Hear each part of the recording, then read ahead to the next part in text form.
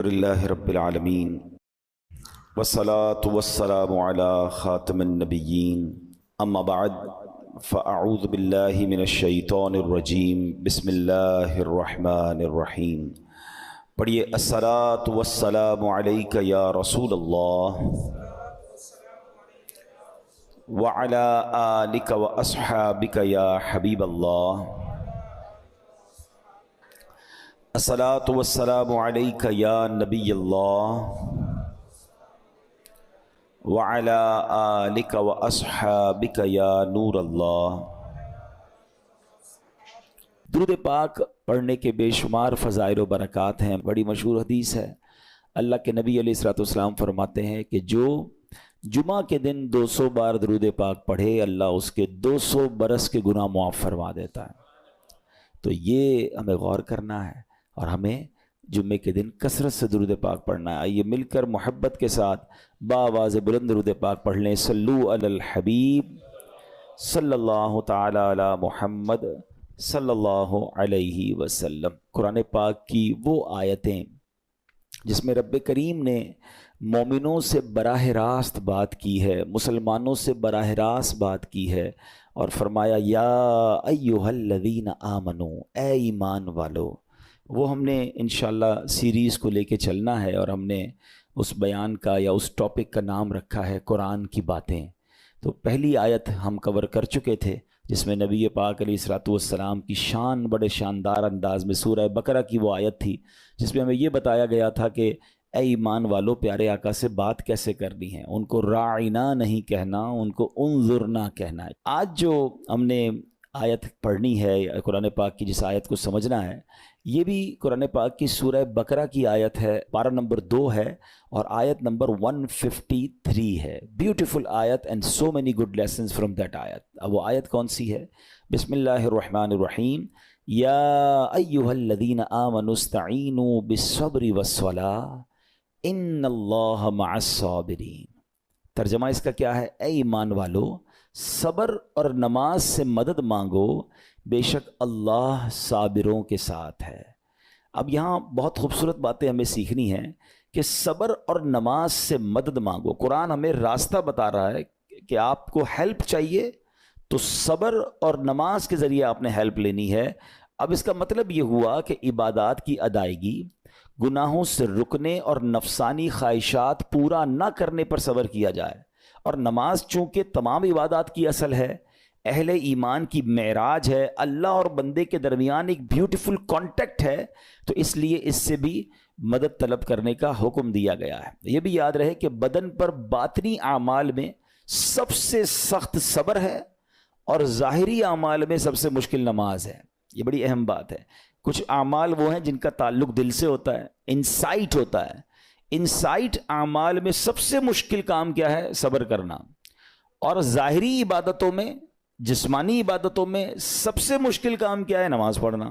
تو یہ 2 اہم کام دیے گئے کہ صبر اور نماز سے مدد چاہو۔ اچھا، اب ہم دیکھتے ہیں کہ صبر اور نماز سے مدد ملتی کیسے ہے، اور سرکار دو عالم صلی اللہ تعالیٰ علیہ وسلم کا اس میں کیا معمول تھا، اب ذرا سنیے گا۔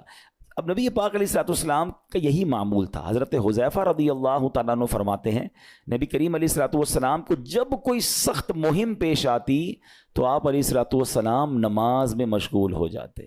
جب میں خود اس آیت کی کچھ دنوں پہلے تیاری کر رہا تھا تو بڑا ایک نیا، کہتے ہیں نا، نیا باب آنکھوں کے سامنے کھلا کہ یقیناً جب ہم پرابلم میں آتے ہیں، ہم دعا بھی کرتے ہیں، ہم لوگوں سے بھی کہتے ہیں، مگر کیا ڈائریکٹلی ہم نماز کی طرف جاتے ہیں؟ حالانکہ قرآن نے ہمیں پرابلمز کا سولوشن کیا دیا ہے کہ صبر اور نماز سے مدد چاہو۔ اب آگے چلیں، حضرت عمر فاروق کا بھی یہی عمل تھا کہ کوئی مشکل درپیش آتی تو آپ رضی اللہ عنہ کو اگر کبھی اسلامی فوجوں کے آنے میں تاخیر پتہ چلتی، یعنی آپ چونکہ جنگوں کے لیے فوجوں کو روانہ کرتے تھے، بہت شاندار اسٹریٹجک پلانر تھے، تو اب فوج گئی اور ایکسپیکٹیشن یہ تھی کہ فلاں ٹائم کو واپس آ جائے گی۔ اس زمانے میں ٹیلی فون تو تھا نہیں، انٹرنیٹ تو تھا نہیں کہ لوکیشن شیئر ہو جائے گی یا کال آ جائے گی کہ سر ہم یہاں رکے ہوئے ہیں۔ اب ٹائم ہو جاتا اور فوج واپس نہ آتی نا، تو آپ اب اس کو کیا کرتے کہ اب پتہ تو نہیں کیا ہوا، ان کے ساتھ خیریت سے آ جائیں، تو آپ نماز میں مشغول ہو جاتے، نماز کے لیے کھڑے ہو جاتے۔ اب کیا ہمارے ساتھ کبھی ایسا ہوتا ہے کہ ہمارا بچہ کہیں گیا ہے، اس کی خبر نہیں آ رہی، یا کوئی چیز ہماری آنی ہے ابھی تک پہنچی نہیں ہے، یا کوئی اچھی نیوز نہیں آ رہی ہے، تو ہم کیا اس کے لیے نماز کی طرف جاتے ہیں؟ یہ نبی پاک کا ہمیشہ معمول رہا. حضرت عبداللہ بن محمد حنفیہ رحمۃ اللہ تعالی فرماتے ہیں کہ میں اور میرے والد ایک انصاری رشتہ دار کے پاس عیادت کرنے گئے.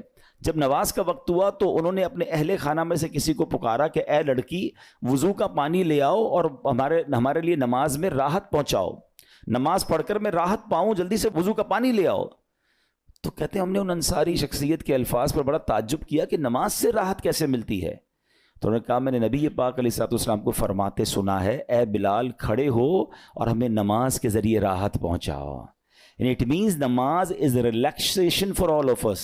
Namaz is the way to solve your problem. آپ کو جب کوئی پرابلم آئے نا, آپ اللہ کی بارگاہ میں نماز کے لیے کھڑے ہو جائیں. مکروہ وقت نہیں ہے, آپ نوافل پڑھنا شروع کر دیں. آپ دیکھیں نماز ہیلپ کرے گی آپ کی, نماز سے آپ کے لیے راحتیں ہو جائیں گی.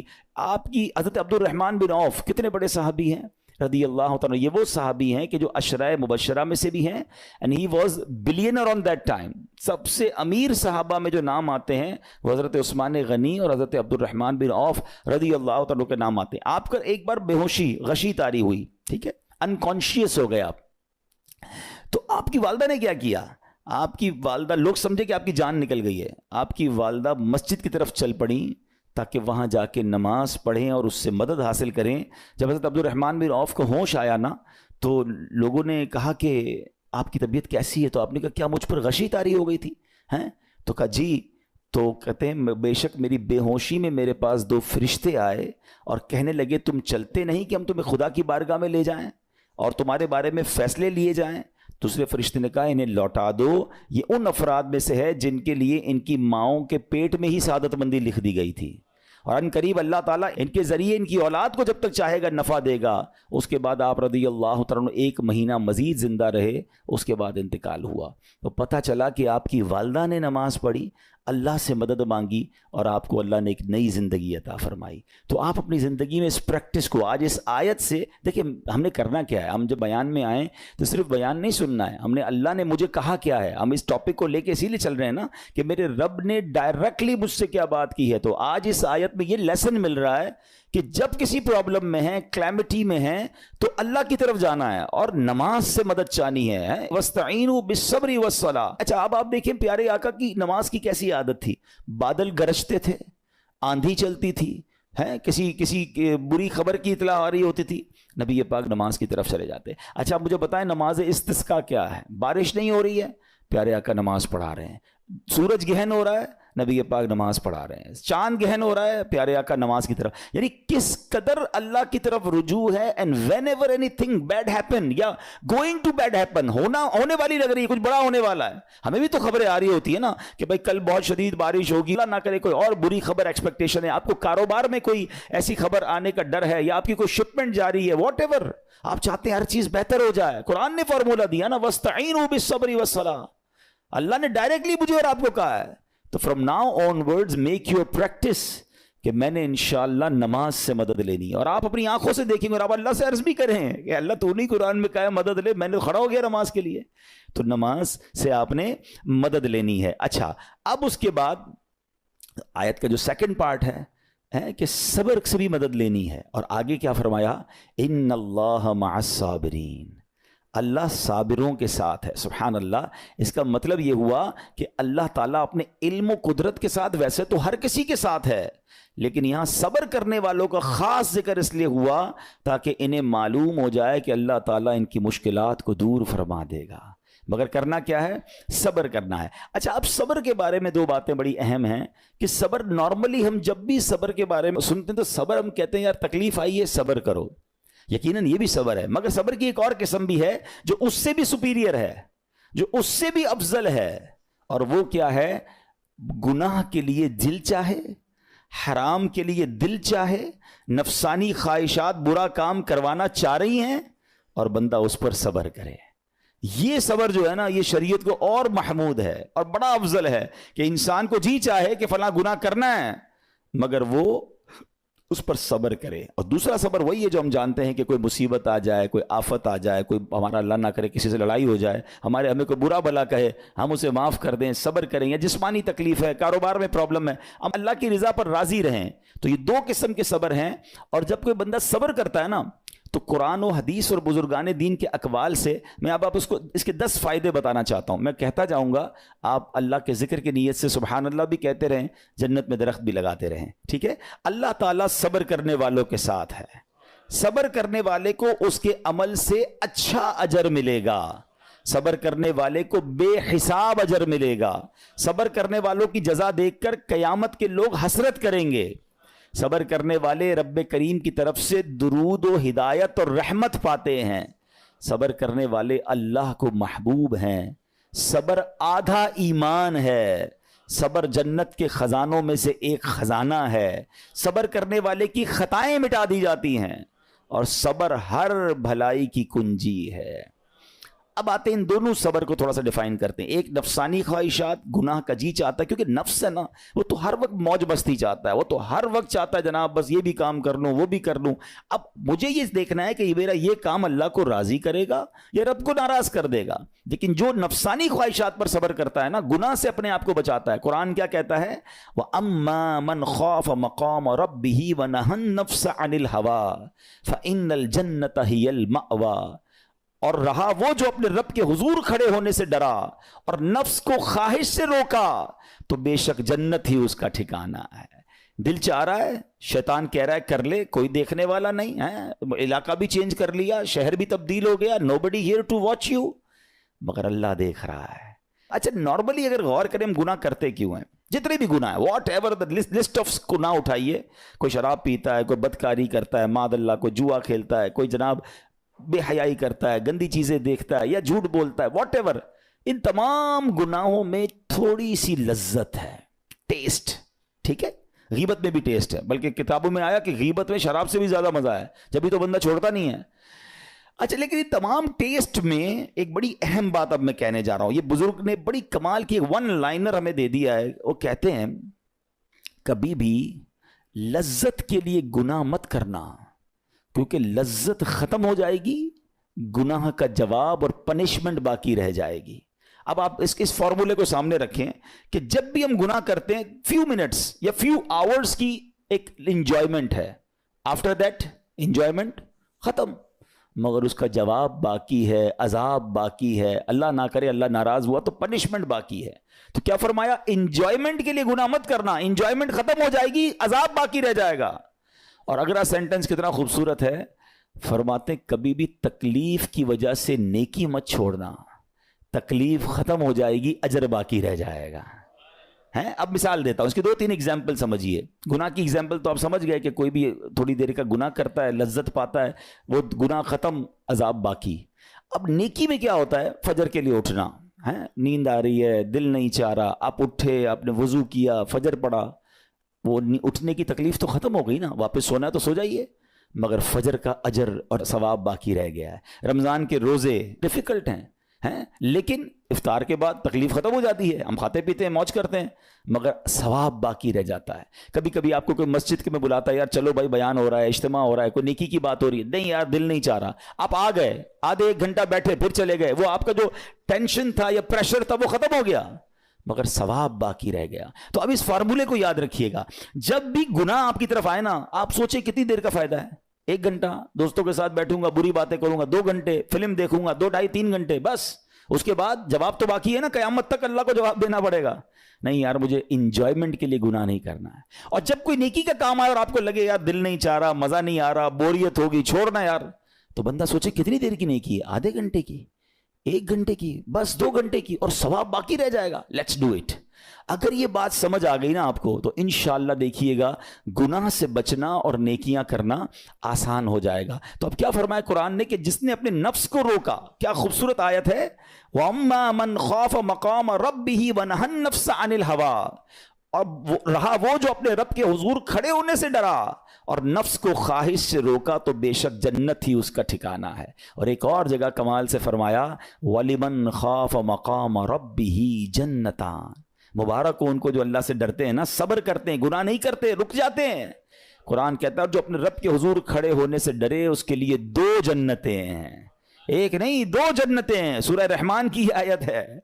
تو پتہ چلا کہ نفس کو روکنا یہ آسان بھی نہیں ہے. ہاں دل بہت چاہتا ہے, مگر یہ صبر جو ہے نا, ان اللہ مع الصابرین کا جو معراج ہے, جو ٹاپ آف دا لسٹ صبر ہے, وہ یہ صبر ہے. اچھا اب آتے ہیں ایک اور صبر کی صورت کہ اب آپ کو کسی نے غصہ دلا دیا, برا بھلا کہا, یا آپ کے مزاج کے خلاف بات ہو گئی, اب آپ نے روکنا ہے اپنے آپ کو. اب غصے کا اظہار نہیں کرنا, لڑائی نہیں کرنی, گالی کا جواب گالی, اینٹ کا جواب پتھر, انگریزی کا مقولہ ہے نا ٹٹ فور ٹیٹ, جیسے کو تیسا نہیں. یہ ہماری شریعت ہمیں نہیں سکھاتی. اچھا آج کل کسی کو کہو نا یار آپ کیوں یار لڑائی کر رہے ہیں, بھائی میں جواب نہ دوں تو لوگ سمجھیں گے کمزور آدمی ہوں, مجھے اپنا روب بھی تو رکھنا ہے, میں بھی تو پتہ چلے کون ہوں, اپنا بتاؤں تو صحیح کون ہوں. سچی بات پتہ ہے کیا ہے, جو ٹٹ فور ٹیٹ کرتا ہے, گالی کا جواب گالی سے دیتا ہے نا, وہ واقعی بتا دیتا ہے وہ کون ہے. وہ اپنا تعارف کروا رہا ہوتا ہے کہ یہ بھی ایسا ہے, میں بھی ویسا ہی ہوں. او بھائی. اچھا پھر ایک اور عجیب جملہ بڑا مشہور ہے آج کل, جناب ہم شریف کے ساتھ شریف ہیں, ہم بدماش کے ساتھ بدماش ہیں. مجھے آج تک سمجھ نہیں آئی یہ کون سا بٹن لگا ہوا ہے آپ کے اندر کہ شریف کے ساتھ آپ شریف ہو جاتے ہیں, بدماش آتا تو آپ بھی بدماش ہو جاتے ہیں. جناب والا, شریف آدمی شریف کے ساتھ بھی شریف ہوتا ہے, بدماش کے ساتھ بھی شریف ہوتا ہے. جب بھی تو وہ غلط آدمی اچھا ہوگا نا. نبی پاک علیہ الصلوۃ والسلام نے گالیاں سن کر دعائیں دی ہیں, پتھر برسانے والوں کو بھی دعائیں دی ہیں, مگر ہم تو تیار ہی رہتے ہیں یار میں بتاؤں گا اس کو میں کون ہوں, ایک گالی دی ہے میں اب اس کے ساتھ پشتوں کو گالیاں دوں گا. تو پھر آپ بھی ویسے ہی ہو گئے نا جناب. حدیث پاک کیا ہے, who is more stronger, who is more powerful. اللہ کے حبیب علیہ الصلوۃ والسلام فرماتے ہیں کہ بہادر وہ نہیں, یہ بخاری شریف کی حدیث ہے, بہادر وہ نہیں جو پہلوان اور دوسرے کو پچھاڑ دے, بلکہ بہادر وہ ہے جو غصے کے وقت اپنے آپ کو قابو میں رکھے. اصل بہادری یہ ہے. تو اگر آپ نے واقعی صبر سے مدد لینی ہے, ان اللہ مع الصابرین کا مجدہ لینا ہے, تو بدلے نہیں لینا ہے, معاف کرنا ہے. ذرا مل کر میرے ساتھ شب قدر کی دعا دہرائیے گا, اللہم انک عفو کریم تحب العفو فاعف عنی. اللہم انک عفو کریم تحب العفو فاعف عنی. اللہم انک عفو کریم تحب العفو فاعف عنی. What is the meaning؟ اس دعا کا معنی کیا ہے؟ اللہم انک عفو, اے اللہ تو معاف کرنے والا ہے, تحب العفو معافی کو پسند کرتا ہے, فاعف عنی اللہ مجھے بھی معاف کر دے. ہم کیا کہہ رہے ہیں اللہ سے, اللہ مجھے معاف کر دے, میرے سارے اگلے پچھلے گناہ معاف کر دے. مگر دیر از اے کوسچن, آپ نے معاف کر دیا سب کو؟ بندہ کہتا نہیں میں تو انتظار میں بیٹھا ہوں, میں تو موقع کی تلاش میں, بس موقع ملے پھر بتاؤں گا میں کون ہوں. ہاتھ میں آ نہیں رہا بندہ, ٹرائی کر رہا ہوں کسی جگہ آ جائے, بس کوئی اس کے پیسے ویسے آ جائیں, کوئی اس کا معاملہ میرے پاس آ جائے, بس پھر دیکھو کیا کرتا ہوں. بیٹھے اس انتظار میں بیٹھے بہت سارے لوگ, کمال ہے یار. یعنی دشمنیاں پالی ہوئی ہیں, رشتہ داریاں کاٹی ہوئی ہیں, دوستوں کے پاس جا نہیں رہے ہیں, میاں بیوی میں لڑائی ہے, ایک سوری کے لیے بیوی گھر بیٹھی ہے, وہ کہتی شوہر سوری کہہ دے تو میں آ جاؤں گی, شوہر کہتا ہے بیوی معافی مانگ لے تو میں لے آؤں گا. ارے بھائی کوئی بھی آگے بڑھ کے معافی کر لو بھائی, اللہ سے معافیاں مانگ رہے ہو, بندوں کو معاف کرنے کے لیے کوئی تیار نہیں ہے. مجھے خود بتائے نا یہ کیسی دعا ہے کہ اے اللہ تو مجھے معاف کر دے, میں نے کسی کو معاف نہیں کرنا. یہ بنتی ہے دعا؟ اللہ سے پتہ ہے کیا کہیں, اے اللہ میں نے بندہ ہو کر تیرے سارے بندوں کو معاف کر دیا ہے, تو سب سے بڑا معاف کرنے والا ہے نا, اللہ تو بھی مجھے معاف کر دے. Look at the way to talk, یہ مزہ ہے نا بات کرنے کا, پھر دعا کرنے کا لطف بھی آئے گا آپ کو. تو دشمنیاں نہ رکھیں, غصے پر قابو پائیں, معاف کریں. ایک حدیث سن لیجئے, لرزا دیتی ہے, ڈرا دیتی ہے. اللہ کے نبی علیہ الصلوۃ والسلام فرماتے ہیں جو رحم نہیں کرتا اس پر رحم نہیں کیا جاتا. حدیث کا خلاصہ ہے. اور جو معاف نہیں کرتا اسے معاف نہیں کیا جاتا. اب بتائیے ہم معاف کرتے ہیں, ہم رحم کرتے ہیں؟ ہم کہتے ہیں اللہ ہم پر رحم کرے, ہم کسی پر رحم نہ کریں. نہیں ہوگا رحم, پہلے اپنے اندر تو لائیے یہ باتیں. اب ایک آیت سنیے گا, اس کے تحت ایک واقعہ, اور پھر میں بیان کو کنکلوڈ کرتا ہوں. اللہ کریم ارشاد فرماتا ہے الذین ينفقون فی السراء والضراء والکاظمین الغیظ والعافین عن الناس واللہ یحب المحسنین. قرآن میں رب فرماتا ہے جو خوشحالی اور تنگ دستی میں اللہ کی راہ میں خرچ کرتے ہیں. یہ بڑی خوبصورت بات ہے, یہ غریب اسلامی بھائیوں کے لیے بھی مدنی پھول ہے.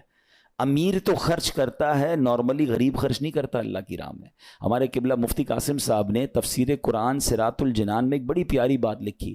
آپ کہتے ہیں پوری دنیا کے امیروں کا سروے کر لینا, ان کی جو پیسے بڑھنے کی ایک وجہ یہ بھی ہوتی ہے کہ وہ کہیں نہ کہیں چیریٹی کر رہے ہوتے ہیں, مدد کر رہے ہوتے ہیں. وہ مدد اور وہ نیکی ان کے پیسے بڑھا رہی ہوتی ہے. اور پوری دنیا کے غریبوں کا سروے کریں تو ان میں سے بڑی تعداد وہ جو خرچ ہی نہیں کرتی اللہ کی راہ میں. کہتے ہیں ہم کیا خرچ کریں, ہم تو غریب ہیں, ہم پر لوگ خرچ کریں. میں آپ کو فارمولہ دے رہا ہوں, اور یہ قرآن سے دے رہا ہوں. ہیں جو تنگی میں بھی اللہ کی راہ میں خرچ کرتے ہیں, جو خوشحالی میں بھی خرچ کرتے ہیں. آپ تنگی میں آپ روپیہ خرچ کریں, یہ نہیں کہتے آپ 10,000 روپے خرچ کریں, جتنی آپ کی حیثیت. یہ کاروبار ہے, آپ 1 روپیہ دیں گے اور آئے گا, آپ 10 روپے دیں گے اور آپ کسی نہ کسی نیکی کے کام میں خرچ کرتے رہیں, آپ غربت سے باہر آ جائیں گے. If you want to take out yourself from that problem, آپ آئیں اللہ کی راہ میں خرچ کرنا شروع کریں. قرآن کہہ رہا ہے کہ جو تنگی اور خوشحالی میں اللہ کی راہ میں خرچ کرتے ہیں. اور اگلا پارٹ کتنا خوبصورت ہے, فرمایا وَالْكَاظِمِينَ الْغَيْظَ وَالْعَافِينَ عَنِ النَّاسِ, فرمایا اور غصہ پینے والے اور لوگوں سے درگزر کرنے والے. انعام کیا ہے؟ واللہ یحب المحسنین, اور اللہ نیک لوگوں سے محبت فرماتا ہے. اور پھر ہاں زندگی میں کلیمٹیز, پرابلم, بیماریاں, مشکلیں, قرآن خود کہتا ہے کہ من قریب تمہیں آزمائیں گے. کبھی بیماری آئے گی, کبھی بھوک آئے گی, کبھی مال کم ہو جائیں گے, کبھی ڈسٹربنس آئے گی, خوف آ جائے گا. تو بی ریڈی فار دیٹ, صبر کرنا ہے, کیونکہ اللہ نے فرمایا وبشر الصابرین, صبر کرنے والوں کے لیے خوشخبری ہے. تو اللہ کرے کہ یہ بات ہمیں سمجھ آ جائے اور ہم اس آیت پر عمل کرنے والے بن جائیں تو زندگی بڑی آسان ہو جائے گی. یہاں ایک میں عقیدے کی بات بھی کلیریفائی کر دوں. کچھ لوگوں کو بعض اوقات کنفیوژن ہوتی ہے یا لوگ کنفیوژن کریٹ کرتے ہیں. مجھے ایک بات بتائیے گا کہ اللہ کیا کہہ رہا ہے, وَاسْتَعِينُوا بِالصَّبْرِ وَالصَّلَاةِ, اے ایمان والو صبر سے اور نماز سے مدد چاہو.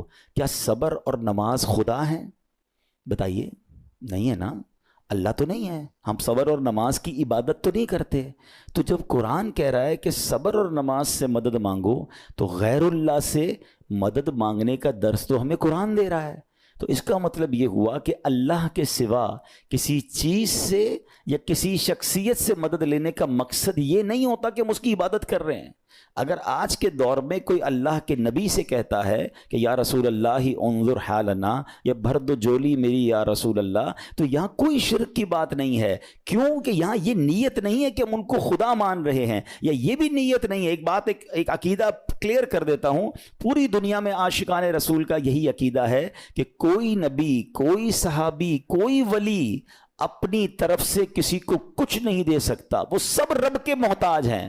اللہ کسی کا محتاج نہیں ہے. جو اللہ کا ہے وہ اس کا اپنا ہے. ہاں اللہ نے اپنے مخصوص بندوں کو کچھ عطائیں کی ہوئی ہیں, کچھ پاورز دیے ہوئے ہیں, وہ اللہ کی عطا سے اگر کسی کو تقسیم کرتے ہیں تو اس میں کوئی پرابلم نہیں ہے. قرآن کہہ رہا ہے اے ایمان والو صبر اور نماز سے مدد چاہو. یہاں ایک اور بات سمجھنی ہے. دنیاوی طور پہ بھی کیا ہوتا ہے کہ آپ کسی باس ہوتا ہے, اپنے کسی مینیجر کو پاور آف اٹارنی دے دیتا ہے کہ یہ تمہارے پاس اس پراپرٹی کا پاور ہے, تمہارے پاس فلاں چیز کا پاور ہے. وہ اس پاور کے بہاف پر وہ کام کر دیتا ہے, مگر کوئی یہ نہیں کہتا کہ he is the owner. Actually he have attorney, he have power of attorney. بالکل ہمارا بھی عقیدہ یہ ہے کہ اللہ نے اپنے کچھ مخصوص بندوں کو, اپنے پیاروں کو کچھ اختیارات عطا فرمائے ہیں, اور جب وہ ان اختیارات پر عمل کرتے ہیں تو ایکچولی وہ اللہ ہی کی عطا ہے. ہاں دنیا میں اگر کوئی یہ سمجھتا ہے کہ کوئی شخصیت یا کوئی بزرگ یا کوئی اللہ والے اپنی طرف سے دیتے ہیں, رب کا اس میں کوئی دخل نہیں, تو یہ شرک ہے, یہ بات درست نہیں ہے. ہمارا سب کا عقیدہ یہ ہے کہ جو کچھ دنیا میں اگر کسی